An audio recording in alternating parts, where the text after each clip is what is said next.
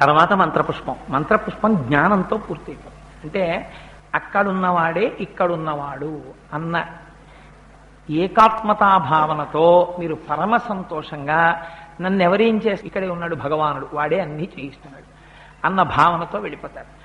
మళ్ళీ మర్నాడు వచ్చినప్పుడు మళ్ళీ ప్రారంభం. అది మీరు పూజ ఒక రోజు పెంచుకుందాం అనుకున్నారనుకోండి, హాయిగా సుప్రభాతంతో మొదలెట్టుకోవచ్చు. ఒక ఆదివారం నేను ఎక్కువ పూజ చేస్తాను అనుకున్నారనుకోండి, కౌసల్యా సుప్రజా రామ పూర్వా సంధ్యా ప్రవర్తతే అని మొదలు పెడతారు. తెల్లవారుజామున లేచి మొదలెడతారు. ఆ సుప్రభాతాన్ని అనుభవిస్తారు. స్వామి నిద్ర లేచినట్టుగా భావిస్తారు. ఒక్కసారి ఆ నిద్ర లేచిన 2 శ్లోకాలు చెప్పి ఆప్ చేసేస్తారు. ఎందుకంటే మీరు అలా కానీ ఇంకా మళ్ళీ మా ప్రపత్తి వరకు చెప్పేశారనుకోండి, పూజకి అది విధానానికి తేడా వచ్చేస్తుంది. అందుకని కలుపుకుంటారు.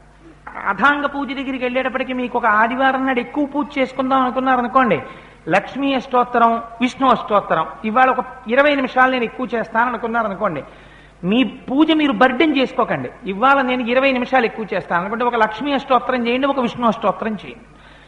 నేను ఇవాళ చాలా టైం ఉంది, నాకు ఏమీ పని లేదు, నేను ఇవాళ ఒక 2 గంటలు స్పేర్ చేద్దాం అనుకుంటున్నాను పూజకి అనుకున్నారు అనుకోండి, ఆ రోజున చక్కగా విష్ణు సహస్రనామ స్తోత్రంతో ప్రతి నామం వెనకాతల ఓం నమః పెట్టుకుని విష్ణు సహస్రనామ స్తోత్రాన్ని అనుసంధానం చేసుకోండి.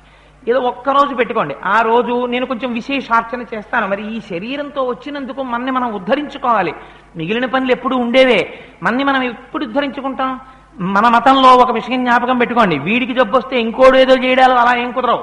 ఏదో కాకపోతే ఆరాధన చెయ్యొచ్చేమో, వెళ్ళి అయ్యా రక్షించని అడగచ్చేమో, కానీ మిమ్మల్ని మీరు రక్షించుకోవాలంటే మీకు మీరు ముందు చేసుకోవాలి పురుషార్థం. అందుకని మీకు మీరు ఎప్పుడు చేసుకుంటారు? 6 రోజులు మీ కుటుంబానికి కేటాయించేసిన ఒక రోజు 2 గంటల నిర్దాక్షిణ్యంగా పెట్టేసుకోండి.